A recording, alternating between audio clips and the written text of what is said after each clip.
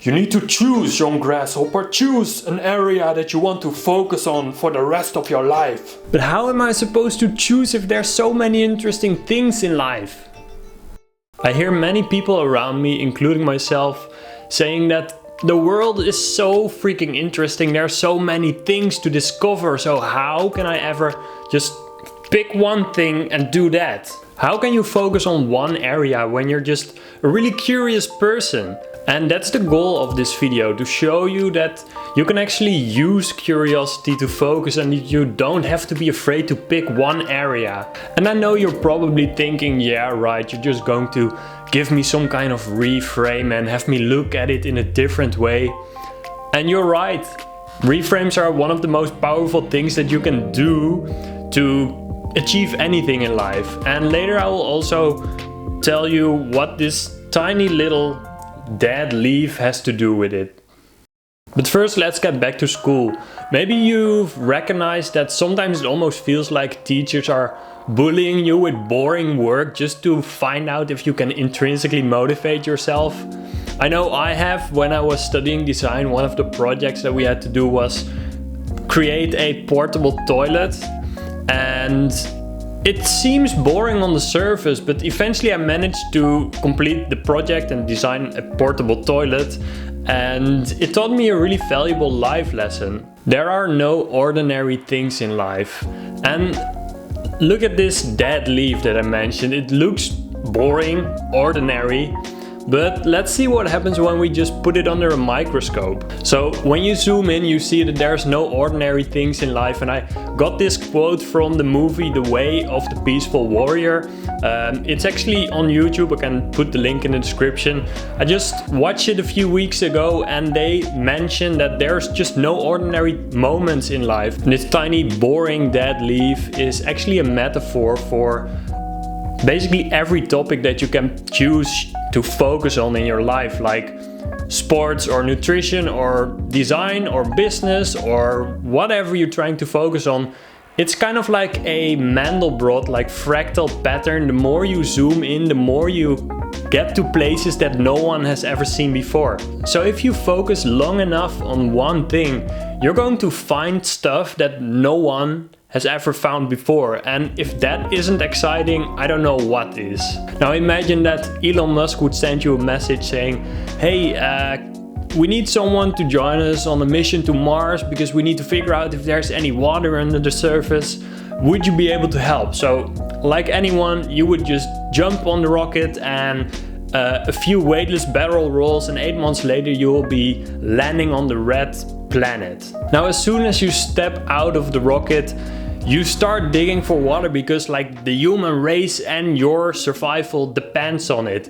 So would you either start digging a little bit over there and then, you know, kind of change your mind and try to dig a little bit on the spot over there and then kind of give up and you're trying to dig on another place?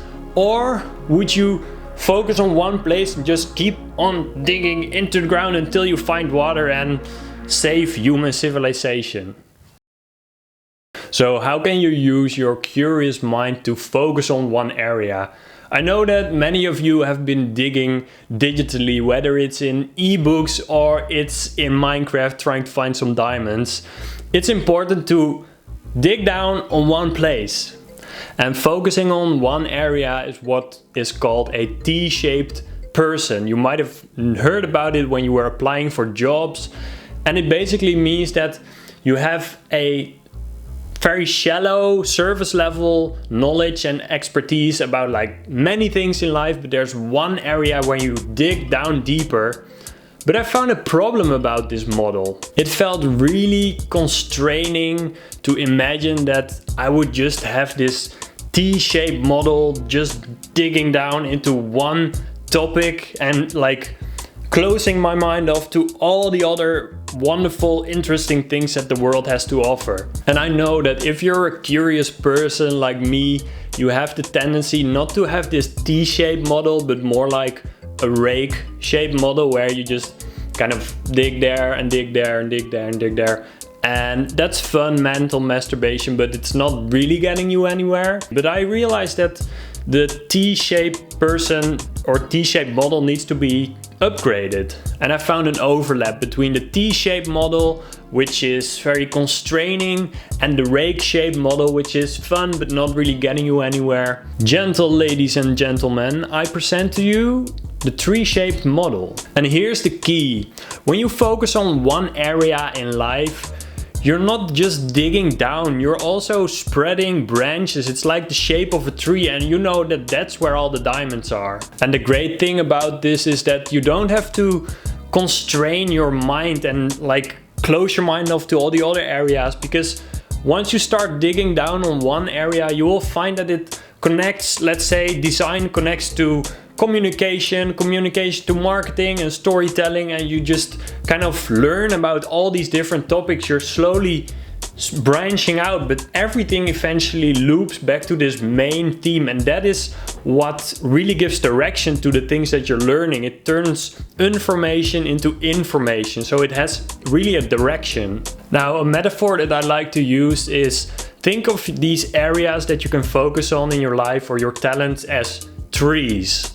The goal is to build a big, beautiful, lush, healthy forest, but there's only a limited amount of water that you can pour on the tree. So you're gonna start with one tree, because if you start with 5 or 10 trees, all of the trees die, and you want to get them to the point where the roots are so deep that they can be self-sufficient and they get their own water from the ground. So you're gonna start with only one tree, and you're going to keep watering it for years until it's strong enough, and then you can add another tree.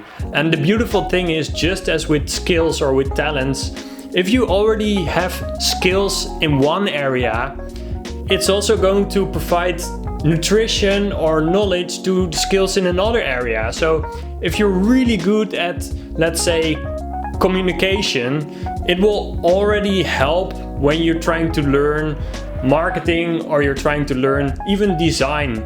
So that's also what's happening to the trees. When you got one mature tree, you add another one, and because the soil is already moist because of the first tree, the second tree will grow faster, and eventually your mind is just going to turn into a healthy forest. And this is what Scott Adams calls talent stacking. When you add another talent to an existing talent, you don't just become a little bit better, but you're becoming exponentially better, because now you kind of unlock new recipes, because it's like the difference between having 2 apple trees or having an apple tree and a walnut tree. You can just have new recipes. So how can a curious mind focus on one area? It's by realizing that by focusing on one area, you're really just going to find things that no one has ever found before, and that's just going to massively trigger your curiosity. At least that's what it did for me. And there's this joke: what do you call the thing that you use to see very small things? We call it a microscope. Okay, so what do you call the thing that you use to see very big things? We call it a telescope. So what do you call the thing that you use to see through walls? We call it a window.